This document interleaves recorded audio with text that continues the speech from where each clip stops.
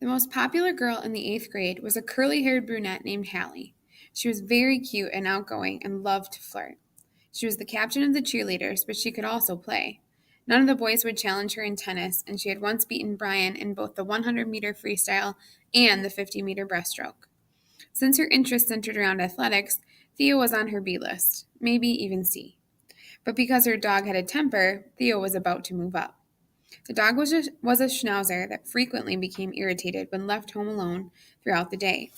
Somehow the dog escaped through a pet door, dug under the fence around the backyard, and was picked up by animal control half a mile from home. Theo heard the story as he was finishing lunch. Hallie and two of her friends rushed to the table where Theo was eating, and the story spilled forth. Hallie was distraught, in tears, and Theo couldn't help but notice how cute she was even when she was crying. It was a big moment for Theo. "Has this happened before?" he asked. She wiped her cheeks and said, "Yes. Rocky was picked up a few months ago." "Will they gas him?" Edward asked. Edward was a part of the group that had gathered around Theo and Hallie and her friends. Hallie usually attracted a crowd of boys. The thought of her dog getting gassed made her cry even more. "Shut up," Theo snapped at Edward, who was a klutz anyway. "No, they won't gas him." Hallie said, "My dad is out of town, and my mother is seeing patients until late this afternoon. I don't know what to do." Theo was shoving his lunch aside and opening his laptop. "Take it easy, Hallie. I've done this before." He punched a few keys while the group inched closer together. "I assume the dog is licensed," Theo said. Strattenberg had an ordinance that required every dog to be licensed and accounted for.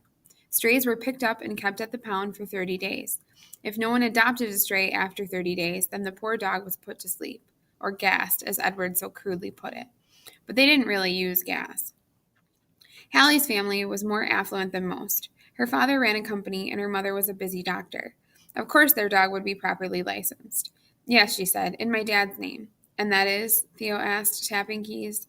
"Walter Kershaw." Theo typed. Everyone waited. The crying had stopped.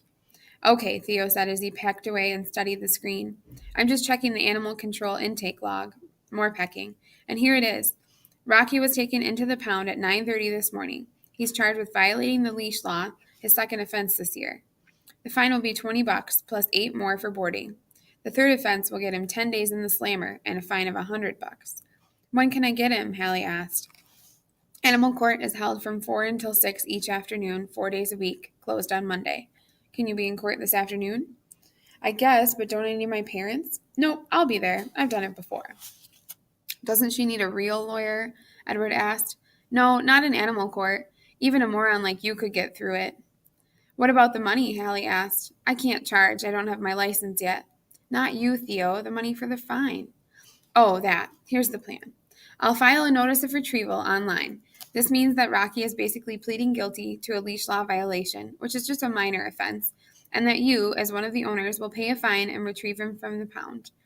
After school, you run by the hospital, see your mother, get the money, and I'll meet you at the courthouse at 4 o'clock.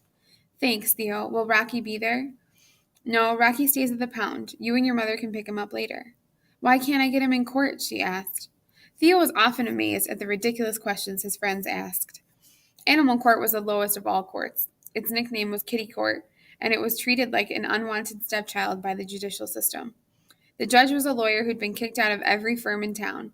He wore blue jeans and combat boots and was humiliated to have such a low position. The rules allowed any person with an animal in trouble to appear without a lawyer and handle their own case. Most lawyers avoided Kitty Court because it was so far beneath their dignity. Its hearing room was in the basement of the courthouse, far away from the big leagues. Did Hallie really believe that the officers hauled over a bunch of dogs and cats, chained and muzzled, every afternoon to get processed and returned to their owners?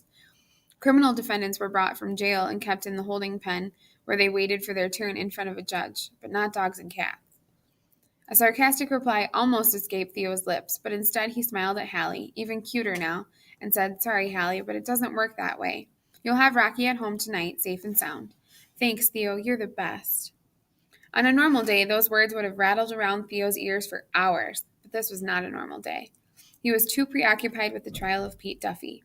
Ike was in the courtroom, and Theo texted him throughout the afternoon. Theo wrote, "You there? Update, please."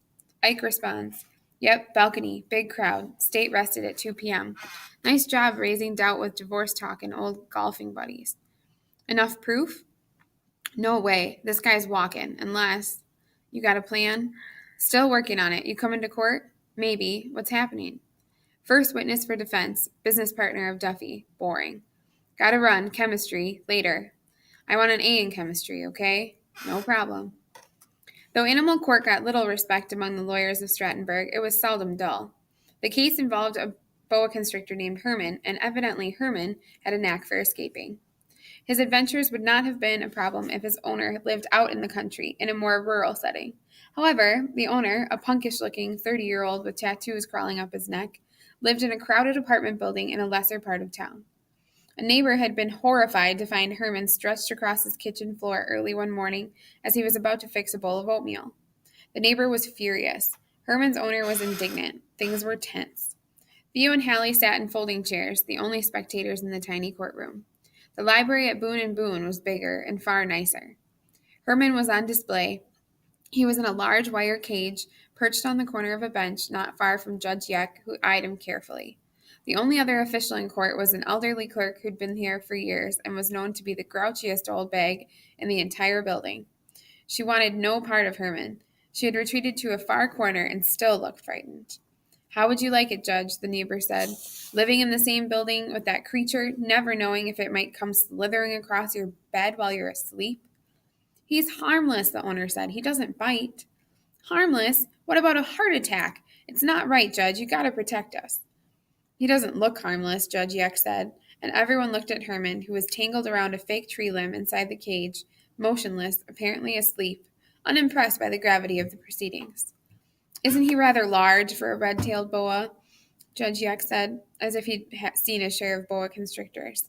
86 inches, as best I can tell, the owner said proudly, a little on the long side. You have other snakes in your apartment? The judge asked. Several. How many? 4. Oh my God, the neighbor said. He looked faint. All boas? The judge asked. Three boas and a king snake. May I ask why? The owner shifted his weight, shrugged, and said, some people like parrots, others like gerbils. Dogs, cats, horses, goats. Me? I like snakes. They're nice pets. Nice pets, the neighbor hissed. Is this the first time one has escaped? Judge Yeck asked. Yes, said the owner. No, said the neighbor. Well, that clears things up. As fascinating as it was, Theo was having trouble focusing on Herman and his problems. 2 things diverted his attention. The most obvious was the fact that Hallie was sitting very close, and this made the moment one of Theo's finest. But even this was overshadowed by the more serious issue of what to do about Julio's cousin. The murder trial was zipping right along. The lawyers and witnesses would soon be finished. Judge Gantry would soon give the case to the jury. The clock was ticking. You gotta protect us, Judge, the neighbor said again. What do you want me to do? Judge Yeck shot back. His patience was running out. Can't you order it destroyed? You want the death penalty for Herman? Why not? There are children in our building. Seems kind of harsh, Judge Yeck said. It was obvious he was not going to order the death of Herman. Come on, the owner said in disgust. He's never harmed anyone. Can you make sure the snakes stay in your apartment? The judge asked. Yes, you have my word. Here's what we're going to do, Judge Yeck said. Take Herman home. I never want to see him again. We don't have a place to keep him at the pound. We don't want him at the pound. No one at the pound likes Herman. Do you understand? I guess, the owner said.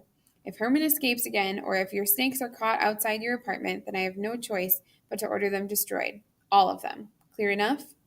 Yes, Your Honor, I promise. I brought an axe, the neighbor said hotly. A long-handle axe. Cost me $12 at Home Depot. He pointed angrily at Herman. I see that snake, or any snake, in my apartment or anywhere else. You won't have to get involved, Your Honor, sir. Settle down. I swear I'll kill him. Should have killed him this time, but I wasn't thinking. And I didn't have an axe. That's enough, Judge Yeck said. Case dismissed. The owner rushed forward, grabbed the heavy cage, and gently lifted it off the bench. Herman wasn't fazed. He showed little interest in the debate over his own death. The neighbors stomped out of the courtroom. The owner and Herman loitered about, then left too. After the doors were slammed, the clerk eased back to her seat near the bench. The judge looked at some paperwork, then glanced up at Theo and Hallie. There was no one else in the courtroom. Well, hello, Mr. Boone, he said. Good afternoon, Judge, Theo said. You have business before the court? Yes, sir. I need to retrieve a dog.